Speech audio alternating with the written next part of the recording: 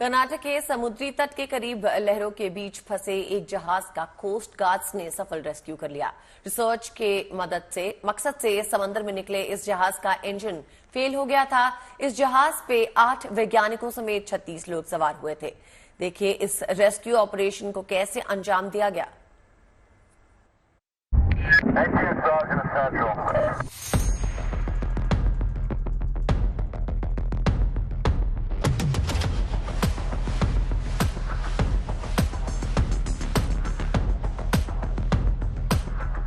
समंदर की उफनती लहरें और इन लहरों के बीच फंसा जहाज। कर्नाटक में कारवार के समंदर में कई बड़े वैज्ञानिकों के साथ शोध करने निकला जहाज आरवी सिंधु साधना अचानक लहरों के बीच फंस गया। इस जहाज के इंजन में तकनीकी खामी आ गई और जहाज पर मौजूद टीम इस गड़बड़ी को ठीक करने में नाकाम रही। जहाज पानी में बंद पड़ा था, लेकिन समंदर की तेज लहरें इसे कारवार के बीच की तरफ और धकेल रही थी। उस वक्त जहाज पर कुल 36 लोग सवार थे और उनमें 8 मशहूर वैज्ञानिक भी शामिल थे। कोस्ट गार्ड की टीम को जब मुसीबत में फंसे इस जहाज की इत्तला मिली तो फौरन एक रेस्क्यू ऑपरेशन शुरू कर दिया गया। यह रेस्क्यू ऑपरेशन आसान नहीं था और समंदर की लहरें इसे और मुश्किल बना रही थी। जहाज सिंधु साधना समंदर तट से करीब 20 नॉटिकल माइल्स दूर था।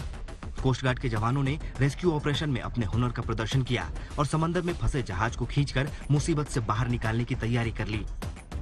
घंटों मशक्कत के बाद कोस्ट गार्ड के जवानों ने सिंधु साधना जहाज पर सभी 36 लोगों का सफल रेस्क्यू कर लिया। इसके साथ ही कोस्ट गार्ड के शिप ने सिंधु साधना जहाज को खींचकर गोवा पहुंचाया।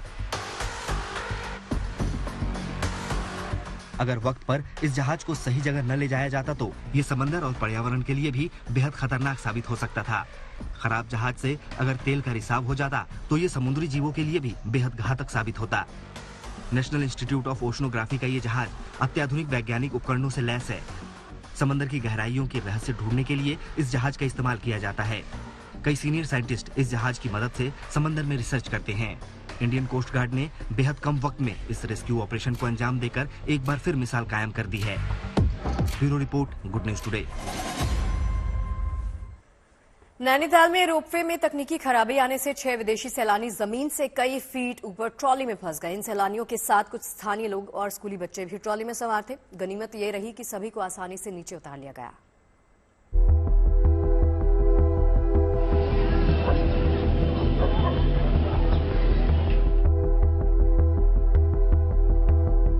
नैनीताल में रोपवे में अचानक आई तकनीकी खराबी की वजह से रोपवे की ट्रॉली आसमान में ही अटक गई। इस ट्रॉली में उस वक्त 6 विदेशी सैलानी, कुछ स्थानीय निवासी और 5 स्कूली बच्चे सवार थे। रोपवे में गड़बड़ी का पता चलते ही कुमाऊं मंडल विकास निगम के कर्मचारी हरकत में आ गए और रोपवे ट्रॉली में सवार सभी लोगों को सकुशल नीचे उतारा गया। काफी लंबे समय बाद एक बार नैनीताल में फिर से टेक्निकल दिक्कत दिखी। क्या है मामला और कितने लोग इसमें फंसे थे, कितने पर्यटक थे? सर, इसमें कोई ज़्यादा बहुत बड़ी दिक्कत नहीं थी। ये एक बैरिंग टूटने की आवाज़ थी जिसको हमने प्रिकॉशनरी मेजर लेकर टूरिस्ट उतार दिए।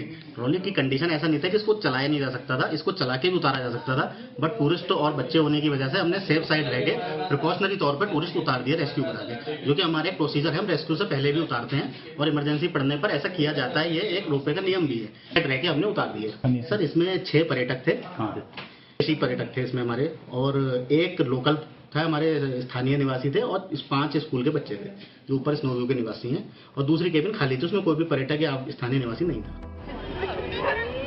रोपवे का संचालन करने वाली टीम फिलहाल तकनीकी खामी को दुरुस्त करने में जुट गई है। इस वजह से आज रोपवे को बंद रखा गया है। गड़बड़ी को दूर करने के बाद ही रोपवे का परीक्षण किया जाएगा। सभी मानकों पर खरा उतरने के बाद ही इसे सैलानियों के लिए खोला जाएगा। नैनीताल से लीला सिंह बिष्ट के साथ bureau report, good news today.